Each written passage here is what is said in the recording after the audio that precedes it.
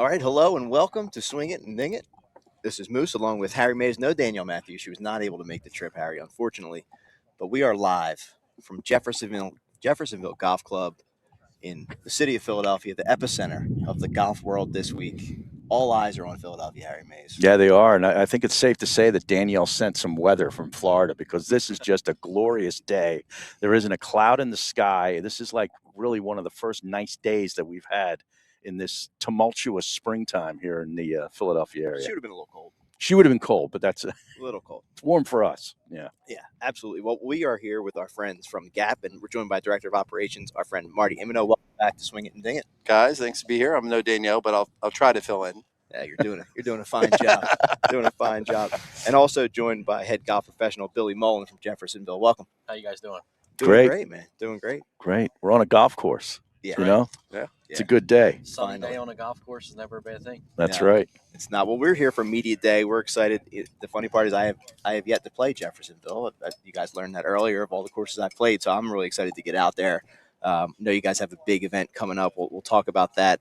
Obviously, the PGA Championship around the corner at Aronimink. But Billy, talk to us about Jeffersonville for folks that are kind of coming into town that are getting to experience this for the first time. Public golf in Philadelphia. Tell us about Jeffersonville, the course, and what people can expect. Yeah, I mean, obviously there's a ton of great golf in the Philadelphia area. A lot of people don't even realize how good the golf is in this area. As a public municipal golf course, you know, it's nice to be able to kind of be up in that talked about group with some of the nice country clubs in the area. The township and the staff here has done a tremendous job over the years getting to that point and building, that type of, rapport with the local golfers of this is kind of a country club experience for the day. From a tournament standpoint, with the Mid-Am Championship next week, golfers are going to be very surprised at the difficulty of the golf course based on, the yardage. It fools you a little bit with the yardage that it is, but being a Donald Ross design, you'll see, this week with the PGA at Aronimink, also Donald Ross, the green complexes are very difficult, and it'll be an interesting test of golf for sure. Is that primarily what it is that has helped this place stand up for all this time? Still today, is the greens? Yeah, for sure. I mean, if you've got 1 foot in the rough here on the tee boxes, you're tipping out right around 6,600, if that. But the golf, the green complexes are just so undulated, so small. And with all the modern technology, obviously they're a lot quicker than they were back in the day. Right. So yeah, I mean, even if you have a flip wedge in your hand, you're trying to have the ball stop in about a 5 to 8 foot radius to be able to, have a go at a birdie putt. Otherwise, You're playing defense and hoping you don't have a 6 or 7 footer coming back for par. The greens are even smaller than the square footage that is listed, right? Yeah. And Rich and his team over the years have expanded some of them back to kind of original size. And even with that, they're, I know the fifth green was always a classic that stays in my mind. The fifth green is a classic. You've got, big undulation, 2-tier green. There's several of them. I mean, 5, 15, 18, obviously is an extremely difficult green. But the tree's out now, right? The tree is out. It's been a big talking point recently. The tree is out. Tree removal, Harry. Your Yeah, favorite I love that. I think I majored in that in college. Yeah, I mean, a lot of people, didn't realize that it was coming down. And when they saw it for the first time, they were like, oh, you guys just made this hole so much easier. And it's like, no, we didn't. The green didn't change at all. No. So you still gotta hit your second shot. Even if it's your second shot, you still got to hit it in the right spot. And if you don't, you're probably going to 3-putt. Yep. So, Marty. Yes. The 2026 Mid-Am Championship, first public Gap major host. Talk about the meaning of that. Talk about what went into that to bringing that to fruition. Yeah, certainly. So, Gap's been around 129 years, but believe it or not, has only invited public facilities into the association since 1996. So 30 years, still a long time. So a couple years ago, our president, Ken Phillips, was like, look, half of the Gap population, 50% of Gap is now public, believe it or not. So how do we, represent that group properly. So we came up with this, Ken did with, hey, let's get a major to a Gap public facility. I think it was the winter of 2024. I think you were in that meeting, Billy. Yep. Billy and Mike and Rich and the team here and the Gap team all kind of got together and was like, hey, here's our idea. What do you guys think? And Jeffersonville crew was like, done. Like, don't you need to talk to people? They're like, no, we're done. You can come. We're good. We're good. Yeah. So we've been kind of playing this a little bit now over a year. We're super excited. Internally, we were like, we wonder how this is going to be received. Well, we had a record number of entries for the Middle Amateur Championship. Wow. So clearly, people are excited to come back to Jeffersonville. I can't tell you how many people that I've talked to have like, I grew up there. I've played there. Yep. I played there before. I play there now with my kids. So I think a lot of familiarity, just a lot of, kind of comfort, right? In the fact that they're going to come back to a place that they started golf, play golf, bring family to golf. How did you decide on making the Mid-Am the one that comes to a public facility? I think logistically, it's probably the one that makes, kind of the most sense. The amateur championship is like a 4-day grind, multiple rounds. We try to stay out of the way of the facility in a sense. And Jeffersonville has been gracious enough to close the course for the 2 days that we're here. But again, I think just logistically with what the Mid-Am entails, which is, guys, who work with families, again, that familiarity, having kids coming here, centrally located. Golf course is spectacular now. After what Rich and his crew have done. So I think it just a lot of, various factors that kind of played into it. Billy, what goes in when you guys make that decision up till now? What goes into what you guys have to do here, right? What changes? Is there any preparations, anything that, big stuff you had to take on in that time? For me, no. Or just rake a couple bunkers, and you guys for me, not much. It's dealing with this guy, but that's the easy part. Rich Shilling, our superintendent, his staff. Yeah. Obviously, for them, it was a big eye opener, and unfortunately, with the weather that we had this winter, it didn't help. But yeah, from the golf side of it, it's really just staying in communication with these guys who are fantastic. They do a great job of being so organized and detailed with everything. It makes our life very simple from tournament side of it. But Rich, had a lot of projects that he wanted to get done as soon as he found out that we were going to be hosting it. And then the weather we had this winter kind of set things back a little bit, but he was still able to get everything done. And the golf course is in fantastic shape. Yeah. So we're going to hope that we don't get any heavy rain here in the next, 7-8 days. And the course is firm and fast for these guys. Love it. Yeah. The amount of play here, like during the course of your normal days, is unbelievable. Like, give us an idea of the amount of rounds per week or per month. Yeah. I mean, so last year we did just under 53,000 rounds of golf. The year before that, we did just over 51,000 rounds of golf. So I think in the last 4 years, we've done over 50,000 rounds of golf every year. Yeah. So it's nonstop. I mean, if we're open, we're busy. Yeah. The only time we're not busy is when we're closed. And Yeah. it's not very often. Right.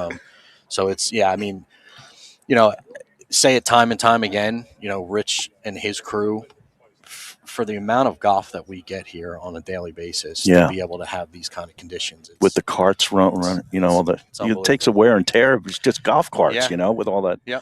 And it really opens our eyes on the golf side of it, when you're asked to host an event like this, to one, see the preparation that goes into it, but then see the preparation and all the detail work that needs to be done on top of 52,000 rounds of golf a year.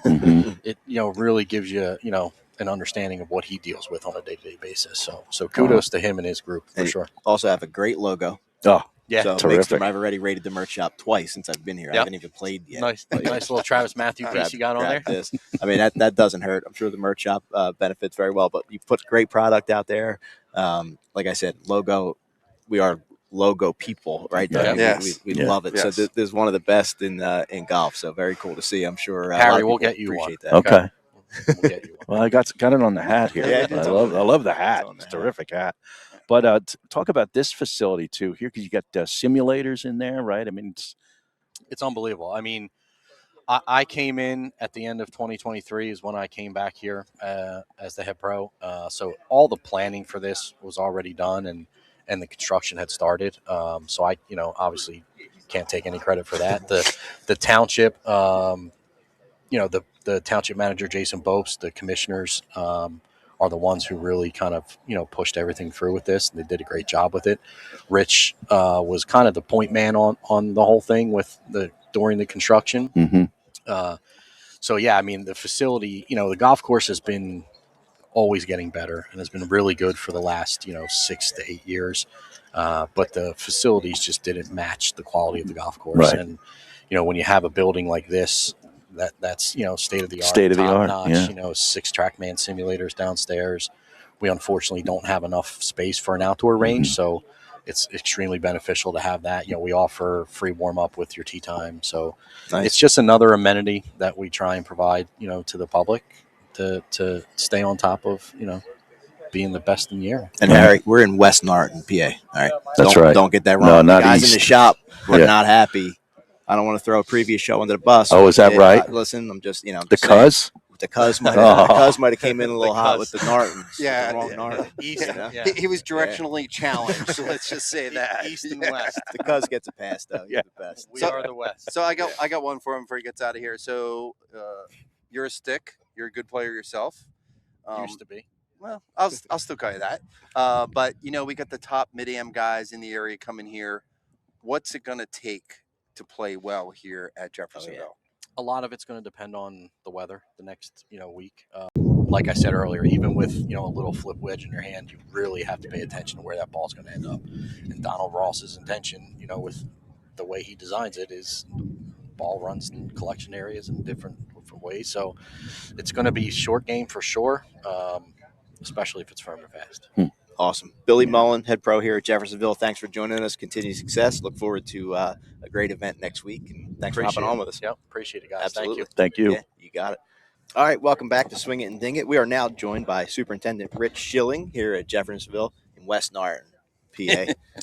Rich, welcome to the show, man.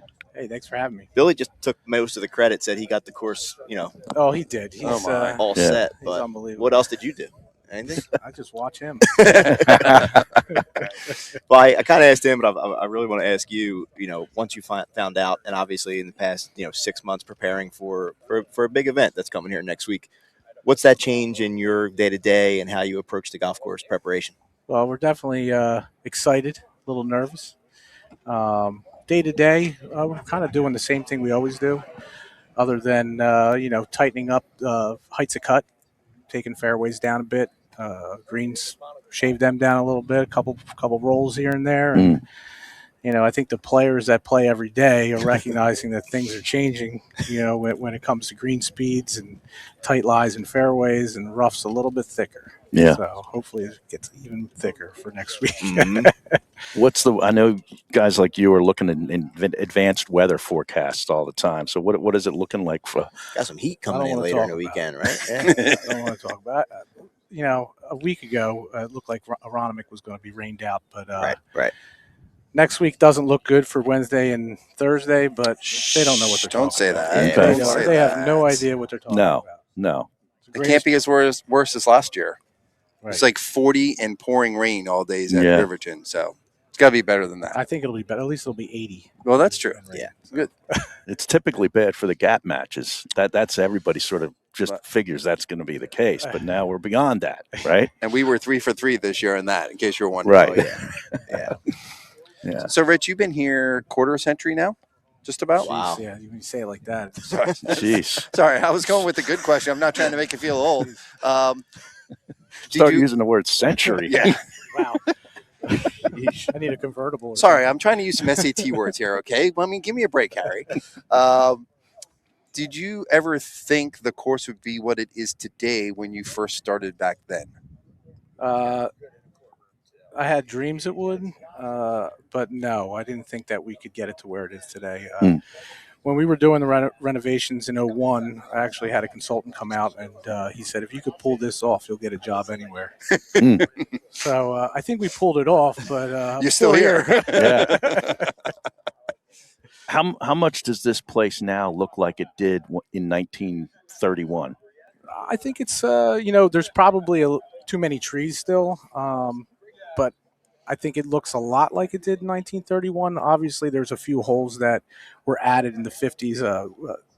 Transco put a pipeline through the golf course, and the family that owned the golf course ended up acquiring some land and moved a couple holes.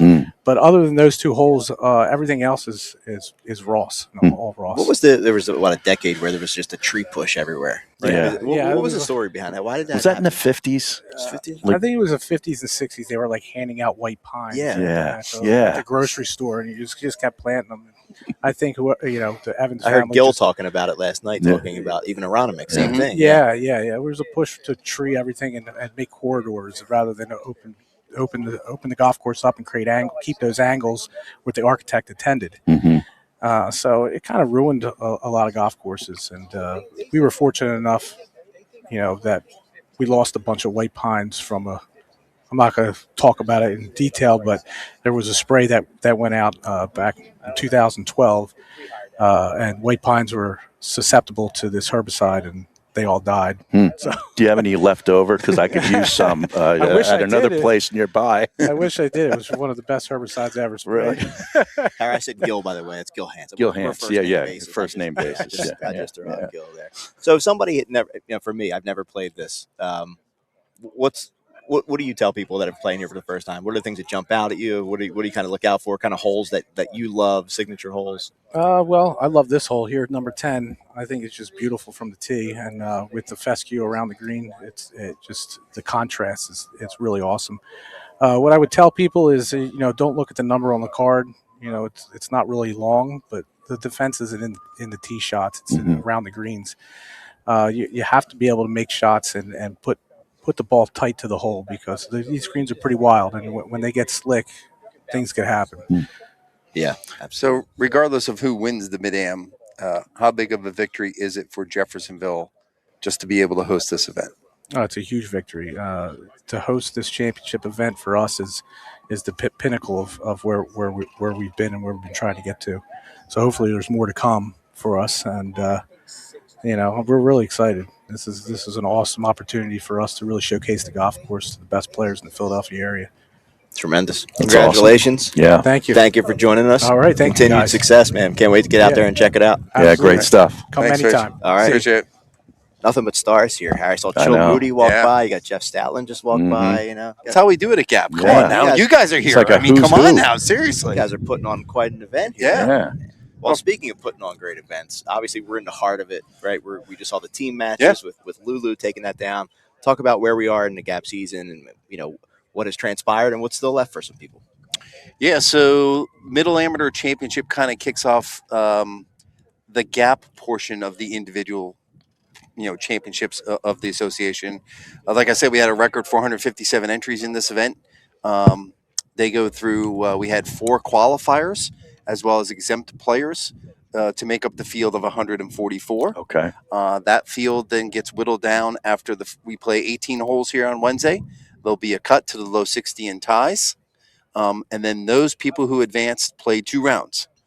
2 rounds on Thursday, AM, PM, in twosomes. We don't change groups. Okay. Just kind of keep, rolling them through. And it's all stroke play. All stroke play. Okay. So this kind of gets things going in that direction. We've, our typical early season is 1, and I'll back into it. U.S. Open local qualifying. We've administered all those that we have to. We had 3 or 4 maybe this year. So those are done. And then obviously the start of the season, which we talked about earlier in the earlier episode, is the BMW Gap team matches. We just crowned our champion on that. On Saturday was the playoff at Lulu Country Club. Congrats to Lulu. Yeah. With the logo. Harry representing the champions, as always. Lulu Country Club. He would have worn whoever won. Right. I'm aware. Yeah. I jump on that bandwagon. They defeated. It was actually kind of funny. It was the same 4 teams this year as there were last year. Yeah. So Lulu defeated Philly Cricket Club 1, Huntington Valley 1, and unfortunately, home club 1912 Club 1 to win their 3rd title. So that starts our season. That's a huge focus. We're through that. We got through the U.S. Open locals. Now we're into really the heart of the Gap schedule with the Middle Amateur Championship next week. Love it. That's awesome. Love Yeah. So, I mean, it's just so cool to just see what is because I've played this place a bunch, back in the beginning. This was one of the first places I played when I took golf up again when I moved back to Philly. Okay. And to just see where this place is now, this is the first time I've been here since all this was done. It's just spectacular. Yeah, it's going to be a good championship. Yeah. I think it's going to be harder than people think. Mm-hmm. I think we'll have a great winner, whoever that is, and I'm just happy for the club and the municipality for all the effort and work they've done to, put time and money into golf and make it a thing again. It's just great to see everyone with smiling faces. Yeah, and you combine this with what's going on over at Cobb's Creek. Public Yeah, golf in right. Philadelphia is just on fire. It's it'll be a thing. Yeah. It's already a thing. It'll be a bigger thing. Well, there's another big event going on this weekend. Obviously, the PGA Championship out at Aronimink. It's cool to see, all the visibility the city gets, all the places people go. They're out at Cobb's Creek. We just saw our friends from the Smiley Show out there recording. I just saw Tom Coyne walk by. Yeah, I saw his by bag the being way. put on a golf cart. Yeah, Broken so- Tea Society. So it's cool to see all there is, but the course itself, Harry, and Aronimink, there's been so much talk about Donald Ross, Gil Hand's redesign. They're showing the different holes. They're showing what the approach is going to be. I love hearing Keegan Bradley talk about the course. I mean, the guy sounds like he works at Aronimink. Yeah. Like his knowledge of it. So I'm curious. He to see knows what every square does. foot of that place He since he really won it does. years ago in the BMW. Yeah, I got to at least put him in the top 10. That's for sure with our friends over at Bet Parks. But what are you looking for the most, Harry? What jumps out at you about the course setup, and what do you think these guys are going to be faced with? Well, I mean, the length is nothing for these guys. It's not, 7,400 yards sounds like a lot to us. Par 70, so there's not maybe a lot of scoring par 5 holes, but these par 3s are all you want. And they got some great par 4s on this golf course, especially on the backside. The final 4 or 5 holes, I guess, maybe starting with 15. 15 is a monster par 4, and then you turn back the other way, depending on where the wind is, it'll be opposite. And you got a par 5 that's about the same length. I heard Jeff Kitty talking about that too, that stretch. Yeah. More than the final 3, kind of deeper into. You got to go a little course. deeper into it. You got a long par 3, towards the end there too. And then 17's another long par 3. And 18, just that coming up that hill, that, the elevation change is just spectacular with all the bunkering. There's 180 bunkers at this place. I don't know if there's a golf course with more sand bunkers in the northeast of the United States than there is at Aronimink. But they're big greens, but they don't play big because of like what Rich said here at Jeffersonville. There's small areas where you have to land your ball and control your golf ball, or you're going to be looking at some really tough long putts. But 8,200 square foot greens, and there are only 3 water hazards. The average fairway is pretty forgiving, 30 yards off the tee. That's not the difficulty for these guys. But I think you don't have to be a bomber. Anybody can win over there. JJ Spawn could get his second major there. I like JJ Spawn to be big this week. And everybody loves Cam Young. I put a wager in on him last August, so I'm sitting tight with that. But the fact that everybody loves him, it kind of scares me. Yeah, but yeah. Jordan Spieth could win the Grand Slam here. Now, I know he hasn't been playing great, but a guy that talented can find what he needs to find in a week. And he could do great things here. JT has been playing some really good golf. This is a really good golf course for him. And another guy who's been playing superb golf, but nobody seems to realize it, is Patrick Cantlay. You look at his last 4 or 5 finishes. I thought you were going the other Patrick. Patrick Reed? Yes, sir. Well, he's terrific too here, but I already used him in the one and done. I'm trying to think of one and done possibly. Patrick Cantlay is a good golf course for him too. I'm super excited about it. If Sam Burns can find his putting stroke again, he'd be a good spot in a fantasy lineup. But it's the usuals like Scheffler and Rory, obviously. But man, really psyched to see it. I was so psyched last year at the Truist of how it would present on television, and I was blown away with the drone shots and all that kind of thing. I think we're going to expect the same thing here over at Aronimink. It's going to present really well. And Marty, obviously, Gap, who does so much with the history of golf in Philadelphia. I heard my friend Gil Hans talking about first name basis how the bunkering it's different from most Donald Ross with the large bunkers, and then here you have them with like broken up into 4 bunkers to almost to the point where they were like we don't know if someone else got in there, but then there's video footage of, Yeah, I heard Donald that. Yeah. Ross on the course. So like, there's so many little nuanced things to this golf course, and like, what was it really supposed to be? What was the redesign? What's your perspective from a Gap historian level? Yeah, so I'm not sure on that, but I'll tell you. So last year we had our amateur championship at Aronimink. So the best players in Gap, top players in Gap. The champion, top player in Gap, Drew Nicholas. The runner-up, Patrick Diswan, was the runner-up in the amateur 3 years ago, or 2 years before that. So defining quality players is what Aronimink does and is going to do. I do think there's a sense of there could be some chaos this year. Like, what's the difference between the top guy and the worst guy on that tour? Yeah. A half a swing? Is it Yeah. even a half swing? But from our standpoint, look, founding member club, awesome, right? And then in a couple weeks, 2 more founding member clubs get to host the U.S. Amateur in Philly Country and Marion. Kind of old school Philadelphia golf, awesome. It's just cool. I think it's just like a cool thing. Some pros playing. We got Braden in there, Braden right? Shattuck, right? I mean, who's won the Philly Open, Yes. which Gap administers along with Section. Like, Yeah. so many ties. Again, I just think it's cool that it's here. It'll be great for the golfing community. Everyone's excited about it. Like, you can't go anywhere and not hear it, right? Oh yeah. Everyone's more excited probably about the merchandise tent than they are about the golf course itself. Yeah. But that's a different story. But it'll be special. There'll be a good champion and great champion crown. Keegan Bradley, when he won it that year, I mean, Justin Rose lipped out that putt to win it, basically, right? Yeah. And he had won an AT&T here. And he had won the AT&T, and then he won at Marion. So he's like basically, Philadelphia resident. He might as well become. He might win everything here. Not sure how he's going to do this year changing clubs. That seems a little aggressive after you play pretty well for what? Leader after 12 at Augusta? Mm-hmm. To uproot your clubs. But, he's better than I, so who am I to tell him what to do? Right. But, we're just looking forward to it. I mean, it'll be great. It's going to be great on TV. It's going to be great for everybody here. Yeah, we're excited. We're looking forward to getting out there in a little bit as well as we get ready to get out and play the course, Harry. Yeah. Any other final words on the PGA Championship? That we saw the line a little bit. Right? Yeah. I told you some of my plays. If you have the winner, then I don't have to come to the middle amateur next week. You know that if you can just give me the winner. How about Chris Goddard up? Yeah. Oh.